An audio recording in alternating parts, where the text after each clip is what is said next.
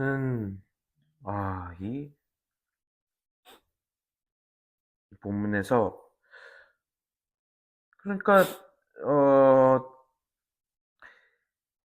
세상 법정에 판결받지 말고 스스로 해결하란 말인가 하면서, 그게 좀 마음에 좀 걸렸어요. 그러니까 이제 바울 선생님이, 이걸 이렇게 공개하는 거를, 이렇게 바깥으로, 바깥 세상에 이제, 이런 좀 내부 갈등, 분쟁, 좀 부끄러운 이런 거를 좀 감추고 싶었던 게 아닌가 이런 생각도 좀 들었고. 근데 그러니까 이 본문을 가지고 그동안 우리, 뭐, 교회사, 어떤, 교회의 어떤 그런 지도자, 뭐 목사님이든, 뭐, 신부님이든, 뭐, 누구라고 딱, 뭐 지칭할 수는 없겠지만, 그런 많이, 너무나 악용돼 왔었던 것 같은 그런 걸 많이 좀 봤어요. 그래서, 이런, 그러니까, 어찌 보면은, 뭐, 이게, 어, 교회의 그런 약자들이 어떤 이렇게 뭐 좀 피해를 입고 있는데, 그런데 그냥 오히려 약자들을 이렇게 좀 억누르는, 데 이제 이렇게 악용되지 않았나. 그런 실마리 역할을 한 좀 나쁜 텍스트가 되지도 않았었나. 그래서 진짜 문제적이라고 생각을 했었어요. 그러죠. 이게, 그러니까 이제 막 교회에 뭐 음. 재산을 막 뭐라 그러나 그 죄송, 재산 그 이렇게 함부로 쓰는 거 뭐, 공금 횡령? 횡령, 네, 뭐, 공금 네, 횡령이나 뭐 이런 것들이 있을 때 네, 문제를 제기할 때 교회 안에서 해결이 잘 안 될 때가 많고, 네, 네, 그래서 이제 법에 고소할 수도 있잖아요. 네, 네, 네, 이제 그런 것들을 할 때마다 이제 교회 권력 가신 분들이 세상 법정에 이렇게 하지 말라고 바울 선생도 얘기했는데, 음, 왜 그러느냐 하고 이제 나무랄 때 네, 딱 요 구절이 쓰였단 말이에요. 네, 네, 네, 그죠? 네, 네, 그러니까 악용된 음, 거지. 그렇죠. 바울이 그런 말로 한 것일까? 네, 라는 질문이 들 수밖에 없어요. 그죠? 네. 그, 설마, 예, 그래서 예, 이제 제가 한백성수교실에서 네, 우리 바울에게 빙의해서 바울은 왜 이렇게 말했을지 한번 얘기해 보시오. 이렇게 얘기했더니 두 개 정도의 의견이 있었어요. 네, 정리하면 여러 의견들을 모아보면 두 개인데, 네. 하나는 공동체의 위신을 떨어뜨린다. 위신을 예, 떨어뜨린다. 그러니까 대외적으로 막 소송을 제기하면 공동체가 뭐가 되느냐? 망신이다. 개망신이다. 예, 그러니까 그걸 조심한 거 아니냐? 네.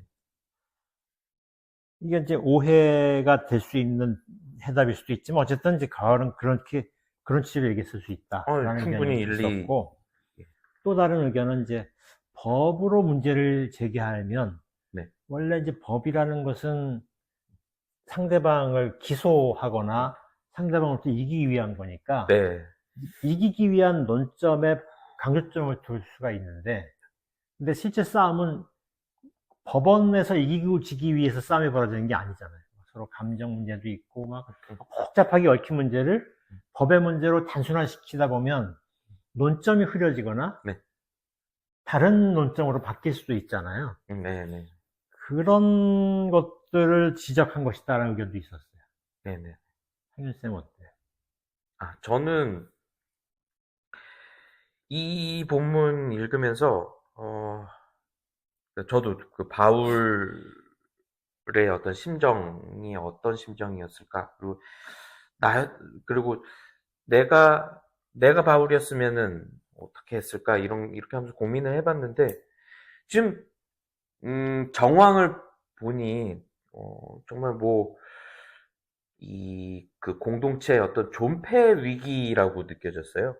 그래서, 이게 어떤 뭐 감정도 엄청 뭐 상할 대로 뭐 상했을 거고, 뭐, 치킨 게임 하는 그런 구도에서 지금, 어, 바울 선생이 이제 편지로 이걸 좀, 뭐, 중재든 아니면, 좀 이렇게, 그 약간 얼마 전에 막 지금 산불 피해 뭐 난리도 아니었잖아요. 그래서 좀 이래저래 그런 산불이 자꾸 떠오르는데 이 급한 불 끄기 위해서 우리 급하게 이제 좀 약간 격앙됐을 수도 있겠다는 생각도 들고 그래서 이걸 어떤 뭐 또 대필자가 뭐 있었을지도 모르겠다 이런 생각도 들어요. 그래서 막 좀 흥분된 상태에서 이걸 일단 급한 불은 꺼야 하니까 그래서 좀 과격한 그런 어떤 뭐 좀 말 표현도 이제 좀 보이고 그 내부와 외부를 좀 이렇게 좀 너무 심하게 이렇게 가르는 거의 사실 여기서 뭐 불의한 자들 뭐 이런 뭐 너희도 지금 뭐 업신여김을 받는 뭐 불의한 자들처럼 그렇게 살 거냐 뭐 이런 식의 이거 거의 저한테는 이건 욕설 같은 거라고도 생각이 드는데 이렇게 강하게 좀 마음을 좀 뒤흔들어서 좀 정신 차려라 이렇게 하면서 지금 지금 이거를 그렇게 법정으로 그렇게 끌고 가고 하고 하면은 그러면 당장에 네 뭐 자존심을 살고 뭐 네 이길 수는 있겠지만 그런데 이 공동체는 그냥 다 끝장이다 이런 절체절명의 위기 상황에서 임시방편으로 지금 그렇게 개입한 것 같아요. 그 한백에서 나온 두 개 의견을 종합하면 상윤쌤의 의견이 좀 되겠네. 아 그런 것 같아요. 예, 지금 생각해보니까 네. 그런 한편으로 그러니까 그런 것 같네요. 그죠? 예. 네. 그러면서 또 이제 바울이 지금 아마 얘기하는 데 좀 들어있는데 이제 막 바울이 약간 이분법적인 맞아요. 얘기를 하는 것처럼 왜 성도들과 네, 성도. 외부 사람들. 예. 성도들은 외부 사람들은 특히 판사들은 불의한 사람들이라고. 예, 불의한 사람들. 예. 그다음에 성도는 원래는 불의했지만 의롭다고 인정받은 사람들. 이게 막 공감이 돼요? 그러니까 이게 자기들끼리 이렇게 할 때 이게 그냥 공개적으로 무슨 뭐 이게 지금 우리 지금 이렇게 방송용은 이게 방송용의 이야기는 아닌 것 같아요. 이게 바울을 지금 좀 내밀하게 잠깐 그러니까 이 뭐 보편적이진 않다. 예, 지금 이거를 이 독자 가운데 불의한 자들은 없었을 거예요. 예, 그러니까 바울이 말한 불의한 자들. 그러니까 그 뭐 어떤 일반 뭐 재판관, 법정 뭐 법률가들이 없는 데서 그냥 뒷담화한 것 같아요. 예. 뒷담화. 예. 재밌네. 편지로. 예. 만약에 그분들이 읽는다 그러는데 불의한 자들이라고 얘기하면은 뭐 어떻게 감당하겠어요, 바울 선생님. 바울 선생님도 감옥에 뭐 갇혀보기도 하고 뭐 고문도 당하고 뭐 이런 그랬던 것 같은데. 이제 그런 게 의문스러워. 그리고 아까 우리 얘기하면서 이제 상윤쌤이 이 본문 읽으면서 재밌었다. 나는 다른 어떤 새로운 생각이 들었다. 많은 생각이 들었다. 한 게 7절인데 네네. 차라리 불의를 당하고 말아버리지 않는 것은 무엇 때문입니까? 차라리 속아서 빼앗기고 말아버리지 않는 것은 무엇 때문입니까? 이 구절인데 맞아. 나는 이게 무슨 말인지 잘 몰라서 세번역을 치니까 또 잘 읽혀지더라고요. 세번역을 넣었는데 불의를 당해주지 못합니까? 차라리 왜 차라리 속아주지 못합니까? 뭐 이런 이거 아까 무슨 말 했었죠? 이거 제가 이걸 좀 요 며칠 이제 좀 곱씹어 보니까 이게 그러니까 뭐 양보를 좀 권유하는 거로 그렇게 보여요. 그런데 자꾸 제 속에서는 이렇게도 말할 수 있지 않을까 하고 생각이 드는 게 그냥 지금 이렇게 지금 너 진짜 계속 그렇게 뭐 소송 걸고 그렇게 갈 거다 이거지? 이렇게 하면서 그래 그러면 차라리 아예 그냥 뭐 그동안 그렇게 뭐 불의를 당하고 뭐 어떤 뭐 속고 살아왔는데 계속 그렇게 살아라. 그래서 뭐 이런 약간 좀 그러니까 이건 뭐 그렇게 써 있는 거 아니에요? 성서에. 어깃장되는 뭐 이런 거야? 예, 그냥 뭐 그래 뭐 갈 때까지 가봐 막 이렇게 하면서 좀 과격하게. 근데 이제 그 바울의 본심은 그런 건 아니었겠죠. 그러니까 이제 말리고 싶은 건데 근데 그래, 뭐, 해봐, 그렇게, 뭐, 그럼 우리 뭐, 끝나는 거야. 뭐. 그런 취지로. 네. 음. 그러니까 실제로 좀 그렇게 제가 얘기할 때도 있었어요. 어. 친구들한테. 전 밴드 활동을 했는데, 근데 밴드에서도 이래저래 사소한 그냥 자존심, 뭐 이런 식으로 얘기해요. 뭐 연주가, 그러니까 좀, 속된 말로 이제, 구리다, 이렇게 얘기를 해요. 그러니까 뭐가 마음에 안 든다 그러면, 별론데? 구린데? 이렇게 하면, 근데 그게 이제 어린 마음에 상처를 많이 받았었단 말이에요. 그러면 이제 하여튼 관둔다, 때려친다, 이렇게 하고. 그러면 이제 좀 되게 과격하게 그래, 관도 이러면 이렇게, 공연 앞두고서는, 그러다 이제 또 화해하고, 이렇게. 아무튼 그런 게 떠올라요. 내가 상윤쌤이 좋은 게 이런 예. 거야. 나는 사실 성서를 갖고 마음대로 얘기하면서도 항상 예의 있는, 그러니까 바울이 설마 그렇게 얘기했어? 이런 취지로 말을 하는데, 막 이렇게 도발적으로 얘기하니까, 나도 상상하게 더 이렇게 올라와요. 예. 좀 망상을 많이 해요. 망상이 아니고, 상상은 극한까지 해야 상상이지. 네, 재밌습니다. 그래서 이제 이거에 대한 얘기를 이제 우리가 한번 공부해보자. 예. 이제 이런 건데, 아까 이제 상윤쌤이 뭐라 그랬냐면, 이제, 불의한 사람들 얘기하니까, 옛날에 김창락 선생님, 우리 모두 다 한신대 신학대학원에서 공부한 적이 있잖아요. 나는 아주 옛날이고, 이 사람은 좀 덜 옛날. 그래서 이제 그래서 이제 김창락 교수님으로부터 수없이 들었던 의인론에 대한 제 해석이 떠올랐다. 이런 얘기를 하셨죠? 네. 아까. 네. 그래서 이제 김창락의 의인론에 대해서 얘기해 보시길래요? 했더니, 자신 없어요. 이렇게 얘기해갖고. 그러면 내가 얘기할게요. 그래서. 네, 그런 건데, 이제, 김창락, 그러니까 옛날에 한신대학교, 요새도 그런 게 있는지 모르겠지만, 개강 강연이라고 있었어요. 근데 이제 저는 일반대를 나와서 한신대를 갔는데, 일반대에서는 우리도 이제 예수회 쪽 학교인데, 예수회. 예, 개강 미사가 있어요. 근데 그냥 미사야. 근데 한신대 신학대학원의 개강 강연은 내가 그 당시에 이제 흥미로웠던 건 정말 향후 한 10년을 화두에 오를 중요한 논문들이 발표되는 장이었어요. 그래서 그게 굉장히 좋은데 그 중에서 특히 이제 우리에게 기억되는 건 김창락 교수님이 막 학위 받고 한국에 와서 교수가 되고 나서 발표한 이제 강연이었어요. 네. 그게 바울의 의인론 무엇이 문제인가? 이게 제목이에요. 그게 이제 기념비적인 글이라고 나는 생각해요.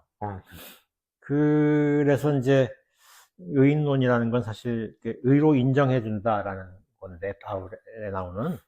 근데 이제 아우구스투스나 루터나 이게 가톨릭의 가장 중요한 신학 중에 하나가 아우구스티누스. 네. 아우구스투스는 로마 황제고. 네. 그죠? 아우구스티누스나 마틴 루터는 이제 프로테스탄트의 또 아주 이제 그 출발점이 되는 그런 두 분이 다 의인론을 굉장히 중요하게, 바울의 의인론을 중요하게 생각을 했죠. 그래서 이제 그리스도교, 가톨릭과 프로테스탄트, 개신교를 합쳐서 그리스도교의 핵심 교리처럼 받아들여 온 것이 의인론 신앙이었죠. 하나님은 우리가 안 의로운데 우리를 의롭다고 쳐준다. 네. 그래서 너 의롭다고 봐줄게. 이거잖아요. 그죠? 네. 이게 그리스도교의 망구의 진리다. 이게 주장이었는데, 김창학 교수님이 이제 바울의 의인론은 사실은 성서 모든 것의 중요한 핵심이 아니고, 바울의 핵심이었다. 그리고 바울의 의인론 텍스트들을 보니까, 의인론이 나오는 그 텍스트들은 항상 싸움과 연결되어 있더라. 네, 싸움. 그러니까 이게 싸움을 위한, 언어다. 네네. 그래서 이제 그걸 김창학 쌤은 투쟁 교설이라고 얘기했어요. 좀 어렵지만, 싸움을 위한 이제 논쟁 언어다. 변호 언어라고도 말할 수 있을까요? 변호라기보다는 변호. 상대방을 논박하기 위한 언어. 논박. 그런 것으로 이제 해석을 했어요. 네. 그러면 어떤 논쟁을 말하나? 또 누가 논쟁했다는 것인가? 이거거든요. 네. 근데 이제 의인론이 나오는 텍스트를 보면 항상 그 상대방에는 유대주의자들이 있어요. 유대주의자. 네. 유대주의자들은 나중에 우리 이 한백 성서, 우리 이름 프로명이 뭐였지? 성서로 세상 보기. 유대인주의자, 그러니까 우리가 진짜 유대인이다, 뭐 이런 거죠, 유대. 예. 그런데 이제 그거는 나중에, 예, 그거 길게 얘기를 할 필요가 있을 것 같아. 네, 예, 예, 나는 이제 고대, 로마 제국 시절에, 그 로마 제국에서 가장 강성의 원리주의자 그룹들이 유대주의자들이요. 네, 원리주의자, 네. 강성 원리주의자. 지금으로 말하면 이제 극우 원리주의 같은. 근본주의자, 극우. 네, 극우 성향의 원리주의자. 원리주의자. 라고 생각하는데, 이제, 그거는 나중에 길게 얘기하고, 예, 일단, 예, 예. 김창쌤은 유대주의자들이 하나님의 의를 강조했다. 네, 네. 그래서 율법을 따라야 의로워진다. 율법을 지켜야. 이제 그렇게 주장을 했어요. 율법이 법률이죠? 법률인데 이제 율법이 원래 이 율법은 그 사제들 고대 네네.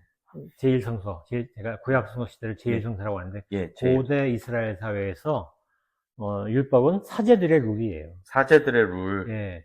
그런데 그 룰은 사제들이 두고두고 내려오면서 지켰던 건데, 네. 그런데 이제 기원전 3세기, 이거 나의 가설입니다. 기원전 3세기쯤 되면, 네. 지중해 전역에서 문자혁명이 일어나요. 문자혁명. 네. 그러니까 제일 먼저 문자혁명의 핵심은 지중해가 되게 이제 잔잔한 바다거든요. 네. 그래서 지중해를 통한 국제무역이 굉장히 활발해요. 네네. 근데 이제 지중해를 통한 국제무역을 하면 외국 언어를 달리하는 세력들이 무역을 하잖아요. 네. 그럼 어떻게 해? 뭔가, 뭐를 주고 뭐를 받았는데, 그때 공용화폐는 없으니까, 그 주고받을 때, 이를테면, 뭐를 사기 위해서 금덩어리 몇 개를 줬다. 이게 명확하게 기재가 돼야 돼요. 네. 그래서 그 다음에는 그거에 준해서 거래가 이루어지고, 네. 그건 기록을 필요로 합니다. 기록. 근데 이제 국가와 국가의 조약은 그전에도 있었지만, 국가와 국가의 조약은 국가가 보관하는 거니까, 대중은 몰라요. 네. 근데 이 상거래를 하는 사람들이 기록하는 거란 말이에요. 그러니까 대중에게 문자가 사용되는 거예요. 네. 거기엔 기술적인 요인도 있습니다. 문자를 기록하는 옛날에 돌판이나 뭐 이런데 새겨서 기록하는 건 되게 느리잖아요. 네. 그러면 상윤쌤과 나는 오늘 유튜브 촬영했습니다. 이거를 돌판에 새겨. 며칠이 걸릴 거 아니에요. 근데 우리가 한 내용을 어떻게 기록을 해? 그러니까 이제 그러기 위해서 이제 이게 일종의 종이 역할을 하는 매체가 생겨야 돼. 그게 파피루스예요. 네. 갈대류의 이 식물을 이렇게 얇게 펴고 또 이렇게 가로로 세로로 쳐서 눌러서 네. 거기에다 이제 색깔이 나는 도료로 글을 쓰는 거예요. 그건 훨씬 더 빨라지겠죠. 네. 그런 기술상의 발전이 보편화돼. 기원전 3세기에. 기원전 3세기. 네. 그래서 문자혁명이 일어나요. 네. 그래서 그 시기에 이후에 문자 기록물이 굉장히 많이 발견이 됐어요. 네네. 근데 그 당시에 기록물은 이제 파피루스는 보존력이 약해요. 돌은 되게 오래 보존되지만. 네. 보존이 약하니까 빨리 사라지지만 그것이 사라지기 전에 기록된 문서를 또 다시 옮겨 적고 뭐 이런 일들이 이어지면서 이제 기원전 3세기경의 문서들이 이후에도 남게 된 거예요. 그러니까 이제 그렇게 문자가 대중화되다 보니까 이제 서기관들이 왕실에서 고도의 문자 훈련을 받지 않은 서기관들이 등장을 하는 거지. 그래서 나는 이제 그거를 대중서기관의 등장으로 얘기해요. 대중서기관. 예. 민간 서기관 또는 민간 서기관, 왕실에서 녹을 먹지 않는. 예.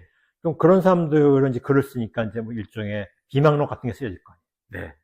자기 얘기, 기억하고 싶은 나의 이야기, 고백록. 고백록, 또 누구와 원수졌어. 그 원수를 두고두고 기억해야 돼. 네. 내 후손이 알기를 바래.